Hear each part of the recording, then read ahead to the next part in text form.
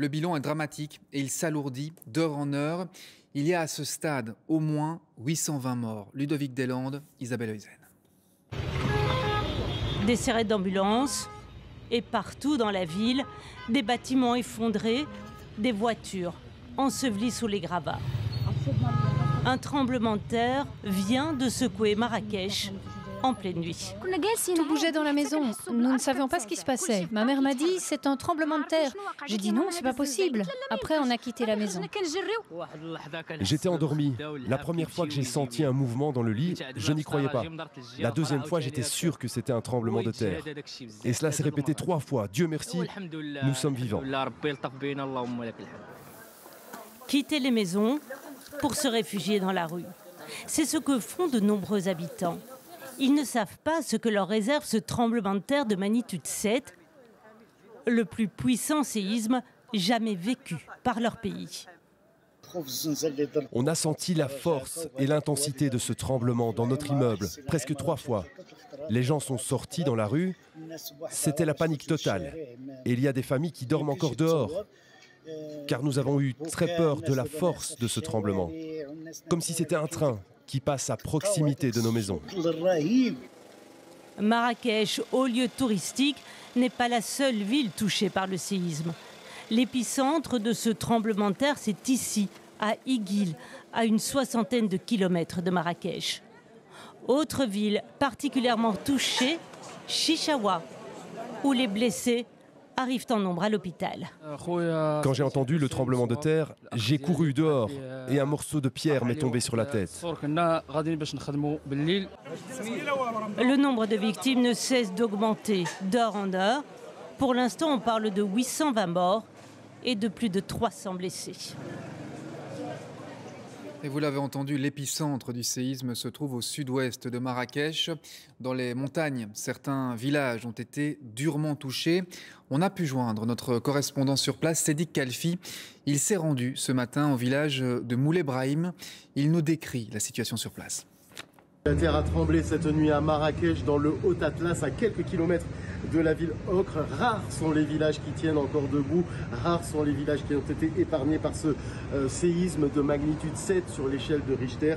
Les villages situés entre Moulay Brahim et Taloudat sont sinistrés, selon les témoignages que nous avons pu obtenir ce matin très tôt. Les villages d'Asni ou encore Wilgan sont quasiment entièrement détruits.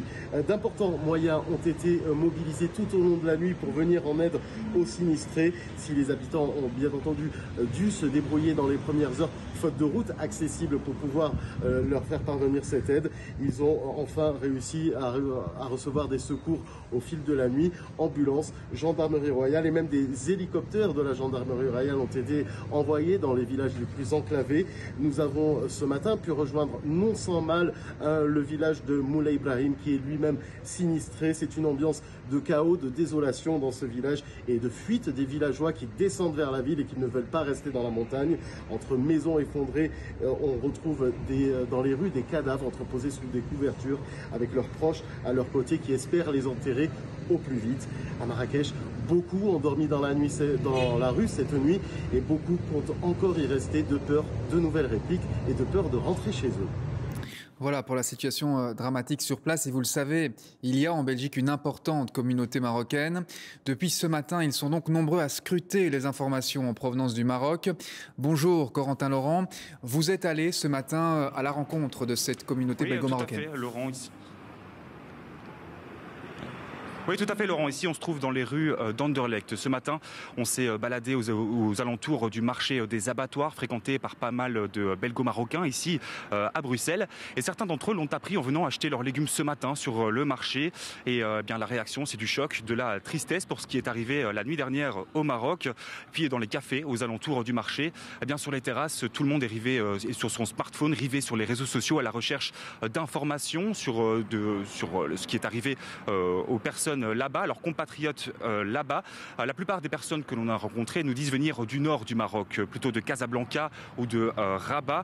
C'est loin de l'impact du séisme. Ils n'ont donc pas de famille à Marrakech ou dans la zone d'impact du séisme, mais ils se disent tout de même concernés par ce qui est arrivé à leurs compatriotes et même prêts à se montrer solidaires. C'est le cas de ce boucher que l'on a rencontré ce matin. Comme vous savez, donc hier, il y avait un tremblement de terre au Maroc. Comme je suis marocain, c'est un peu triste pour nous. Il y a des gens qui sont morts. Jusqu'à aujourd'hui, j'entendais qu'il y a 600 en plus ou 700 morts. Il y a des blessures. Et voilà, c'est comme ça. Voilà pour cette interview réalisée par Corentin Laurent. Merci beaucoup Corentin. Et on le sait, le Maroc est une destination privilégiée des Belges. De nombreux d'entre eux sont d'ailleurs actuellement sur place. Pascal Boustamente, vous êtes devant les affaires étrangères. A-t-on des nouvelles concernant les Belges qui sont là-bas au Maroc ? Eh bien oui, je me trouve ici devant le service public fédéral Affaires étrangères et c'est ici que l'on compile les informations sur les ressortissants belges qui se trouvent au Maroc. Évidemment en relation avec notre ambassade, l'ambassade de Belgique à Rabat qui est en première ligne sur ce dossier. On m'a communiqué un chiffre, 630 ressortissants belges dans les environs touchés par le séisme. Cela comprend les personnes qui sont domiciliées sur place mais aussi les personnes qui se sont manifestées sur l'application Travelers Online.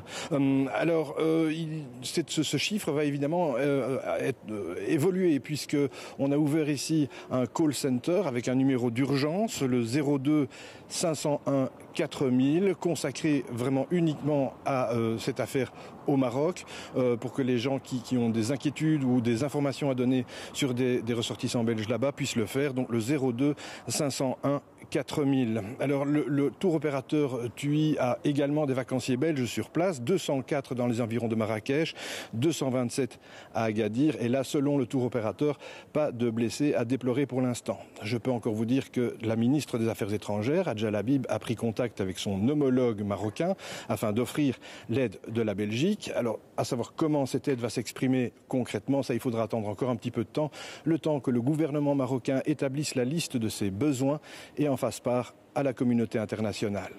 Oui, on suivra ça de près, évidemment, dans nos prochaines éditions. Merci beaucoup, Pascal Boustamente. Et notez que les déclarations internationales de soutien et de solidarité se multiplient depuis le séisme, notamment en provenance du G20 à New Delhi, où le Premier ministre indien Narendra Modi a adressé ce matin ses condoléances aux victimes du tremblement de terre. Un séisme sur lequel nous reviendrons, évidemment, dans nos prochaines éditions.